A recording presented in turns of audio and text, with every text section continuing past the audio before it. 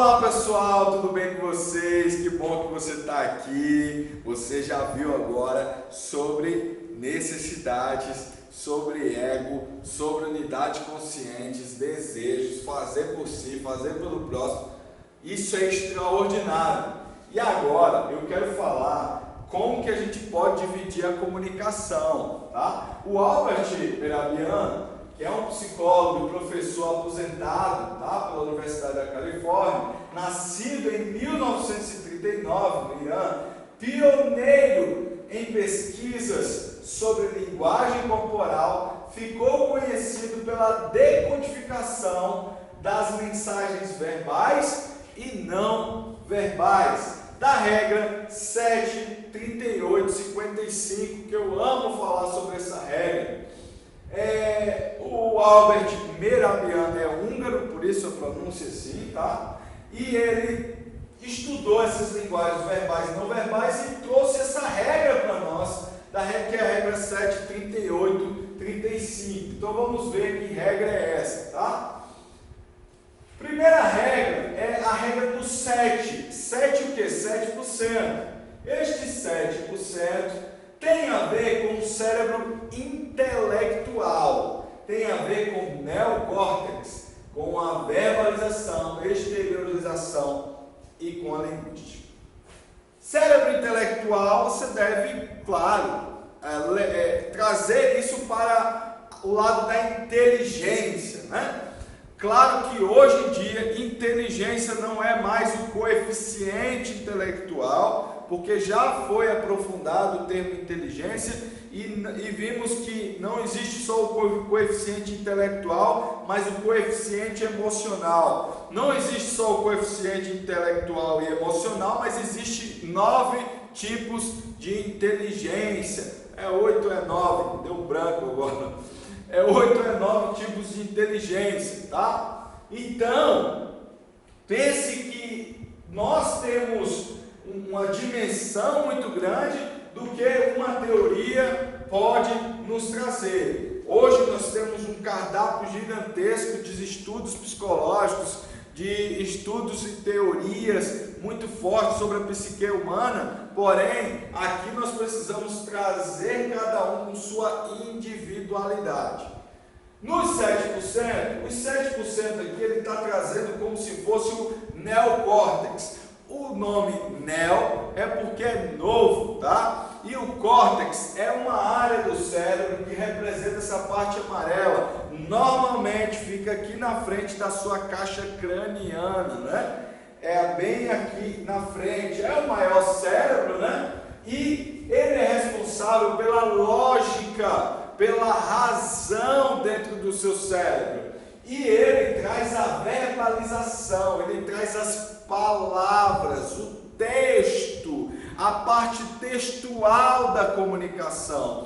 Então, se eu ler um texto, somente ler, o que eu estou enxergando? Eu estou enxergando a verbalização, a linguística, a exteriorização da comunicação. Eu não estou enxergando nada além disso. E ele diz que essa parte da fala representa 7% da comunicação. E agora eu digo para vocês, por que a gente tem tanto conflito no grupo da família? Quando nós conversamos por texto, tá? Se assim for no grupo da sua família, no texto não passa-se emoção, e sim verbalização, e sim a parte textual. E o que eu utilizei da comunicação foi atingir um nível ali de 7%. Claro que agora a gente vai imaginar o que a pessoa quis dizer com aquele texto. Aí é onde vem as interpretações que geram aquelas confusões na nossa família. Porque nós não conseguimos identificar qual sentimento a pessoa tinha e qual a intenção a pessoa tinha quando escreveu aquele texto. A gente até coloca algumas carinhas, né? Um coraçãozinho, uma palminha, um amém, assim, que é para reduzir, né, o impacto daquele texto e talvez evitar que haja uma má interpretação daquele texto. Porque só está indo ali 7% da comunicação. Quando eu descobri isso, eu pensei, nossa, deu ruim. Deu ruim porque as palavras são meios de comunicação, hoje muito efetivos. O Instagram deles, né? O WhatsApp é outro. Muitas ferramentas visam a comunicação apenas por texto. E isso acaba dando um desgaste muito grande na comunicação. Uma vez que a comunicação não é só palavras, não está só no neocórtex, na unidade, na consciência, na parte racional e lógica do ser humano. Ela também está no cérebro emocional. O cérebro emocional possui o sistema límbico, tá? Esse sistema límbico fica aqui um pouco mais abaixo do córtex, do neocórtex, porque o que eu queria falar também do novo, é que o último cérebro a se formar é o neocórtex, tá? A criança vem desenvolver a lógica, a razão, por último. Antes ela experimenta o instinto ali mamando, depois ela experimenta sorrir ignorantemente, que são as emoções do sistema límbico, e depois ela começa a desenvolver a parte lógica dela. No cérebro emocional, ele possui o sistema límbico, tá? E ele está ligado ao timbre, à cor e à pureza da voz. Basicamente, eu quero que você entenda que é a voz, tá? Quando você escuta o som da minha voz, você consegue perceber as emoções, você consegue entender e compreender que emoções eu estou tendo quando eu estou transferindo, compartilhando este conteúdo com você. Quando alguém está falando algo com você, pela voz, você identifica que emoção ela está. Quer ver? Você está andando ali, chega no elevador, e aí você fala, bom dia. A outra pessoa faz, bom dia. Ou, bom dia.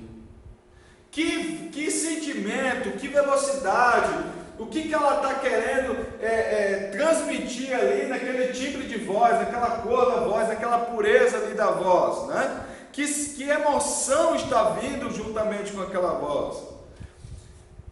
Você pergunta para alguém, hoje você vai atingir aquela meta, né? E esse alguém responde assim, eu acho que sim. Ele muda a voz, ele diminuiu, e a força, parece que aquela emoção ali das palavras que ele está utilizando para falar via neocórtex já não existem. Talvez ele esteja trazendo medo ali de não bater aquela meta, e por isso a voz dele reduz e não traz a segurança necessária para aquilo que ele precisa fazer.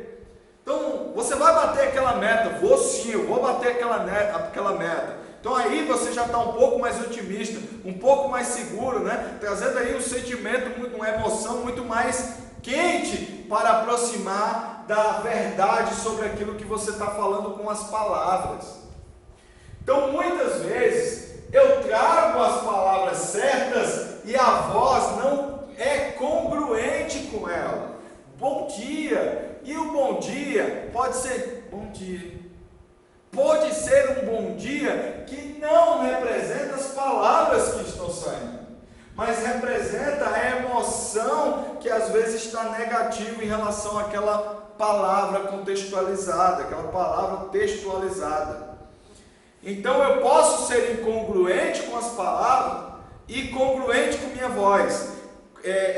Mas quando eu vou ser incongruente com minha voz e congruente com as palavras, normalmente dá errado, porque o instinto e a parte emocional tem muito mais força, tá? Por isso que tem pessoas que não conseguem mentir, porque quando elas mentem, a voz fala a verdade, o timbre da voz fala a verdade, né? O instinto fala a verdade e as palavras não. Por isso que hoje também na polícia, em vários órgãos, tem maneiras muito mais eficazes de identificar ali possíveis incongruências, né? E essas incongruências levarem a desvendar vários casos. Então é isso, às vezes nós trazemos as palavras certas, mas o nosso sistema emocional não confirma essas palavras. Você está sendo incongruente. Por exemplo, você pergunta para alguém: você estudou para essa prova? Estudei. Muda a voz.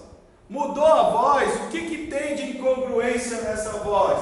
As palavras estão dizendo que estudou e a parte emocional está dizendo que não. É como se a parte emocional em nós não conseguisse ser incongruente, mas as palavras conseguem atingir essa adequação ao que realmente você quer transparecer.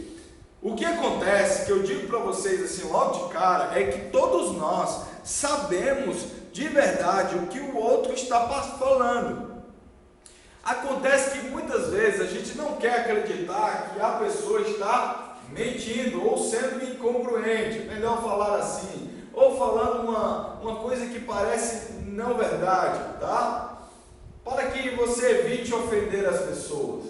Então, nós às vezes não queremos acreditar nisso, mas o nosso sistema emocional rapidamente identifica que aquela informação está incongruente e essa comunicação continua acontecendo. Na regra 38, agora 38 com 7% já são 45% da comunicação. Eu acredito que agora a gente está tendo um pouco mais de compreensão do que está realmente acontecendo.